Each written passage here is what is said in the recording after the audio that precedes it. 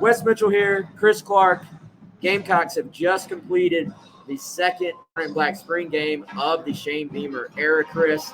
We are at Williams-Brice Stadium. Again, shout out to our buddy Clint Hammond, clinthammond.com, 803-771-6933. We are at the end of our live stream we did here live from the booth at Williams-Brice Stadium. Chris, let's rewind back. Big picture. The end of the game, we saw some, third, fourth, fifth string guys out there. They got some valuable time. But as far as the 2022 Gamecocks, we got to kind of rewind, I think, to the first and second quarter. What was your single biggest takeaway from Williams-Brice Stadium tonight with the Gamecock spring game? I think it was, not to be boring, but clean football. You know, when you had those first and second team guys in, and really I'm thinking about the offense, right? Because that was kind of the emphasis coming in. It's what offensive coordinator Marcus Satterfield said he wanted to see. Let's not turn the football over. Let's not see procedural stuff. Shane Beamer's harped on it too. We saw it so much last season that we knew it would be a point of emphasis all offseason. Everything's kind of built up to this point, this big final practice, this scrimmage situation in front of all these fans. How would the team handle it? It seems like the coaches and players have felt more comfortable. We've heard and seen during the spring that there hasn't been as much procedural issues, hasn't been as many. I think we saw that tonight. Spencer Rattler, did they light the scoreboard up? No, right? And I think we thought maybe there'd be a little bit more of that, but he took care of the football.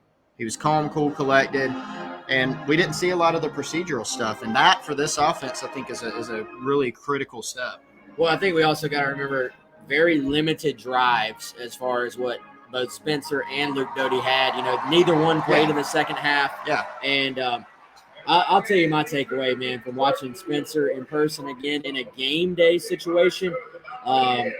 Just the way the ball comes out of his hand is impressive, man. Like, the ball comes out in a hurry, incredibly quick release. We saw a couple of throws down the field. We saw a corner route that was very impressive. I think the guy, he is who we thought he was as far as his ability to throw the football. And I'll be curious to see does Shane Beamer does he announce him as the starter here shortly? His press conference is going on right now because, we've known he's going to be the guy. So we'll see if that happens. But I was just very impressed with the way he commanded the offense and with the way this thing looked as far as the ball coming out of his hands. And then the other thing, Marshawn Lloyd. I don't want to get too far ahead of ourselves. He looked like the five-star running back that South Carolina recruited out of high school. Absolutely. And it was good to see to go to the help of Lloyd. Lloyd and Doty both looked great out there. They looked fine. Of course, Luke Doty wasn't live. He and Spencer Rattler weren't being tackled to the ground. They were blowing the whistle dead, but it was great to see them run around. Now, going back to Spencer, because I want to hit on Lloyd too.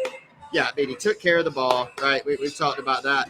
But I think even in his limited reps, knowing that the teams are split, he doesn't have all his weapons, not being live, so that takes away a little bit of his ability to freelance, which is something he does well. Don't see as much of that in this setting. I still think he showed some of the things that make him a big upgrade for this team. That out route down here that we saw, that we both looked at each other, the one that he kind of just lollipopped out to Antoine Wells right on the sideline. Those are under pressure. I mean, those are really impressive throws that they don't really look like much even when you see him because he just makes those things look easy. Great to see Marshawn Lloyd out there. One of his very first runs early in the game made 3 guys miss and then ran over a safety. He totally looks like himself. There was a cut later in the game that you don't even attempt if you're thinking about your knee. I mean, hard playing into the ground, makes the guy miss. He made a lot of first defenders miss, which was great to see tonight. Definitely, man. And by the way, if y'all hear that in the background, fireworks show going on. I mean, all you know what has broken loose. It is a madhouse at Williams-Brice Stadium right now behind us. But I tell you, man, I thought, as you said, good, clean football game, especially when the first and second teams were out there. And let's show some love to some other folks. I thought, again, Antoine Wells made some plays. He's had a great spring to build off of. I thought Rashad Amos looked the part, looked solid. He ran to daylight, made some good cuts. I thought he displayed good vision. Yeah. Juju McDowell, even as just a second-year player, Chris, has gotten to that point where we're just going to hang tight for a second. All right. I believe that's the finale of the fireworks. I hope so anyway. Juju McDowell has gotten to the point, Chris, where I already take for granted what he does. Like, he had a couple of cuts tonight where if he was a new player, like a new recruit, I'd have been like, whoa, I'm pointing it out, like, what, but I almost expected. It's expected, yeah. Now, so I don't want to lose sight of how good of a player I think Juju actually is, especially for someone his size. Montero Hardesty said he wants him to be Warwick Dunn sized by the time the season gets here, as far as adding some bulk. Man, if he can be that guy, that's a steep spot to try to get to. But man, I don't know if I would completely count him out either. I mean, the kid is really, really good and is only going to get better. Yeah, he's so adept to that, like, outside zone type play. We saw it several times in this game. When he gets the edge, he's just really hard to hem in. One of the practice drills that we saw that practice drill where they'll put a guy on the edge, run him to the sideline, and have a player come and try to get – I mean, even in those tight angles, he finds a way to make guys miss, even in a drill situation. So really hard for people to him. I can't say it. I give up. Him in. There we go. Him in a game situation. So, I mean, again, I think you made the point earlier, like, he's not a 25 carry a game guy, but there's a role for him on this team, and there doesn't need to be any game this year where we go, well, oh man, Juju McDowell had one touch. Like, you've got to be extremely stubborn about finding ways to get him the football in space, because that's really what he excels at. But I thought the running backs in general did some good things. Christian Beal-Smith, go back to the point I made during the actual live stream with Mike when we were sitting here. I think Beal-Smith is the guy that can kind of different type of player, but he can kind of take that mantle, I think, from Kevin Harris as the short yardage guy. If you need a couple yards, Christian Beal-Smith, while he's not 225, 230, he just has that way about him where he can find the crease and get you those short yardage. So I thought the running backs showed themselves very well tonight. Yeah, I will even go a step forward. I would say running game at times did some good things. And, that should be the case with this O-line. They are a big veteran group. They should be able to lean on teams in the running game. I think, man, my biggest takeaway from this entire spring, based on our own observations, our observations today, observations from, coaches or people around the program, I do think this is a better football team than a year ago. It is a more complete football team. It is further along as a football team. Is there still ways to go for every single team in the country right now in the middle of April? Of course. Are there questions? Yes. Is the schedule, as you said earlier, going to be incredibly difficult again, because you start with Georgia State, which is a game South Carolina should win, but will be a little bit scary potentially. And then you go to Arkansas in what could be a massive swing game for this season. So it's never easy, y'all. You can have a better team and then have a worse record sometimes. Like, it happens. Nothing is guaranteed in this league. But I think overall it is a better team.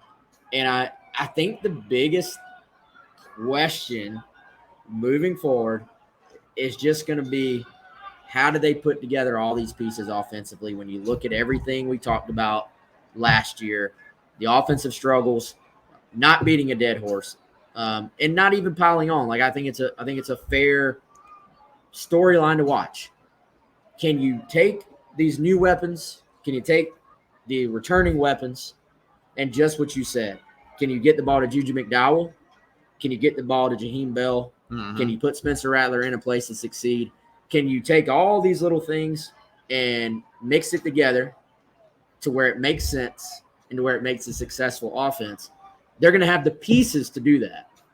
We're going to find out in what's our countdown on right now? We're at I'm so bad at math. I was going to say dates are not my strong suit, as that you is know. very true. So We're about 5 months away from good enough. 4.5 months away from seeing this thing kick off. But that's my final thought on the spring is I think the weapons are there. Let's see how it all comes together. I think South Carolina, after going through spring and really the spring itself in this game, don't even give me this opinion. It's almost an on paper thing that's been validated. They're going to go into this summer being better at every offensive position. You could probably say running back still the question because they lost Saquandre White and Kevin Harris, and they have proven track records. Could this group of running backs end up being about the same, maybe better, maybe slightly worse? That's very possible. I think the jury's still out, but they'll be better at quarterback. They're definitely better at receiver. The offensive line is the same guys coming back, and I think they'll be better. Tight end, you lose Muse, which is a substantial loss, but you bring in Austin Stogner, who's really good. You have Jaheim Bell more in his element. You have Trey Keenan coming back after his breakouts, year last year. I think every position offensively is better this year, and then you're in year 2, of the system. So, I think it's just kind of how much better can the offense be? Again, you do have, realistically, it's a low bar to say that they're going to be better. Yeah, they will be better. They will be better. Can they be markedly better? Now, markedly better doesn't mean scoring 40 points a game, but can they be markedly better? I think it is possible. I came away from this, Wes, kind of the spring as a whole, and even this game. I didn't have as many takes on the defense, just like takes in general, good or bad or indifferent. I think it was just a little bit hard to get a read on some of those things, just because I think we need to have seen more of these guys play together in the scrimmage situation. Lots of turnovers forced by the defense last year. Yeah. You can't always count on getting those, So we've seen that before, right? A defense has a great year on paper. Yeah. And I'm not downing anything they did, but it's sometimes cyclical, whether you're creating turnovers or not defensively, man. So if those dip sometimes, then games play out differently. So every game's going to stand on its own merit. Every season has its own sort of feel to it, and I think that'll be something to watch on defense. Y'all talked about it earlier. Can they be better stopping the run? That's a question we were never going to be able to answer in the spring. You just can't. You don't know. You don't know until you play another team, an opponent with their O-line and their backs and their scheme and their plan. So it is just different, man. So what we're talking about on offense, what we're talking about on defense, I can already tell you that'll be a pre-fall, like preseason storyline going in. It'll be a storyline until we get our answers, and that can't happen until you play other teams. But it just feels to me like Shane Beamer and his players are just a little bit more comfortable in what they're being asked to do all the way around. As far as, you're a new coach, you've got a plan, right, coming in, but it's still your first time ever doing it this time last year. There's probably got to be a little bit of a filling out process even for yourself. So it just, I don't know, man. I don't want to read too much into like press conferences and stuff like that, but it just feels more like everybody is comfortable. Beamer has a quiet confidence about him right now. You knew the energy was going to be there, but it does, and I feel like culture is like an overused word, but there are very positive signs about the progress of this program under Shane Beamer. And now we find out, is it enough to go win more games against SEC programs that are also trying really hard right now to make their own level of progress? That's right. Well, and I do think that culture that we saw last year helped South Carolina get through. We saw them not quit, for instance, in the Tennessee game. Now, they still lost, so some people may say, who cares? Well, the reason you care is the team doesn't fold their tent up for the rest of the year, right? And they were able to finish that year by beating North Carolina. What a cathartic game that was. You get beat North Carolina, who's been the biggest thorn in South Carolina's side as of late on the recruiting trail, on the field. To win that game but was huge. And so you can kind of, lick on that lollipop for a bunch of months going into the spring. I mean, it's just such a more positive feel in the program. And so then you get through that, the team can go back, they can look and say, okay, we had this result. A bunch of things didn't go how we wanted. Certainly some players frustrated, I'm sure, offensively with how the season went, didn't get the ball enough, didn't score enough points, all those different things. But they can look back and say, okay, we're on a course here. The things that the staff are doing, the things we're doing in the weight room, they're getting us closer to where we need to be. And so those things do matter. Now you got to have players. You got to have players. So that goes back to recruiting, which we're going to be busy covering this whole weekend. Have a lot of obviously really talented guys in. You got to develop the guys you got on campus, but the culture definitely, it matters. It matters, man. I think we've said all we can say for now, but y'all stay with us on GamecockCentral.com. Head on over there. We're going to have, obviously, at some point, some observations on the game. I'm going to write some stuff up. We're going to have recruiting reaction, a ton of top recruits. As if you follow the stuff, you already know this. Bunch of guys on campus today. And across the board, man, you mentioned it earlier, it wasn't any one position. It was all the positions, and it was multiple classes. Obviously, some top 2023s, but some 2024s. A 2025 offer goes out today. I can't get on board with that yet, y'all. That's makes me feel so old. But plenty of coverage on GamecockCentral.com. Chris, you ready to wrap this thing up, man? Let's do it, man. Got a lot to do. We got a lot to do. We appreciate all of you for joining us. Hopefully you enjoyed the live watch along that we did today. And again, check out our buddy Clint Hammond if you're going to buy a house. ClintHammond.com, 803-771-6933. And our friends at Liberty Tax. Go get your taxes done. You don't have much time left. 803-462-5576. For Chris, I'm Wes. We'll talk to you all soon.